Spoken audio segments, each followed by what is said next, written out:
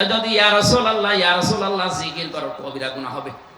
কারণ আল্লাহ বাদে জিকির কারো নামে করা, জিকির করা যাবে কার নামে? আর নবীজির নামে আপনি দরুদ পড়বেন, জিকির না, এটা একটা আলাদা শব্দ। আর জিকির বিষয়ে যদি আমার আলোচনা থাকতো আমি এটা ক্লিয়ার করতাম, যেহেতু এ বিষয় না। আজকে থেকে একটাই ফাইনাল বলে দিলাম, জিকির এটা আল্লাহর হবে, দরুদ হবে রাসূলের। সুতরাং আল্লাহর নামের সাথে অন্য কোন নাম মিলিয়ে যারা ডাকে, আল্লাহ নিজে কোরআনে তাদেরকে নিষেধ করেছেন। সূরা আরাফ 9 নাম্বার পারা 13 নাম্বার পৃষ্ঠা 4 নাম্বার লাইনের 181 নাম্বার আয়াত, ওয়ালিল্লাহিল আসমাউল হুসনা ফাদউহু বিহা ওয়াদারুল লাযিনা ইউলহিদুনা ফি আসমাই। আল্লাহ পাক বলেন আমার অনেক সুন্দর সুন্দর নাম আছে, যে নামে পারো আমাকে ডাকো, কিন্তু সাবধান যারা আমার নামে ইলহাদ করে, আমার নাম পরিবর্ধন করে দেয়, উল্টা পাল্টা করে ডাকে, তাদের সাথে তোমরা ডাকবা না। এই আয়াত আমি বানালাম।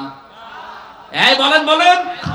সুতরাং যারা কিছুক্ষণে সুবহানাল্লাহ, আলহামদুলিল্লাহ, লা ইলাহা ইল্লাল্লাহ এগুলো বলার পরে পরেই কিছুক্ষণ পরে আলী বাবা শালি বাবা বলে লাভ দিয়ে ওঠে, নাচানাচি করে, এটা কি জিকির? আরো জোরে জিকির। আশা করছি এরপর থেকে আর এই বেদাত আপনি এলাকায় চালাবেন না। কেউ যদি চালাতে আসে ওরে বলবেন দলিল দেন। আপনার মুখের কথা আমরা মানি না, কারণ কোরআন দিয়ে কথা বললে আপনি কোরআনের আয়াত আগে দেখবেন, বাংলায় তাফসীর কিনে মিলান, দেখবেন ওগুলো মিলছে না। আমার প্রথম কথা, হাদিসের নবীজির সার্টিফিকেট ছিল এইটা, যারা কোরআন দিয়ে কথা বলে এরা কি বলে? সত্য কথা বলে। আমান আমিলা বিহি উজিরা, যারা কোরআন দিয়ে আমল করে এদের পুরস্কার আল্লাহ নিজে দান করবেন। কোরআনের আমল কয়টা?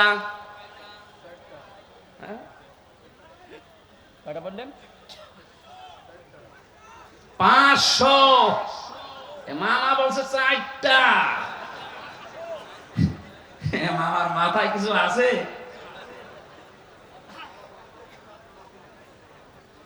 500টার জায়গায় অন্তত 450টা বললে তো হয়তো।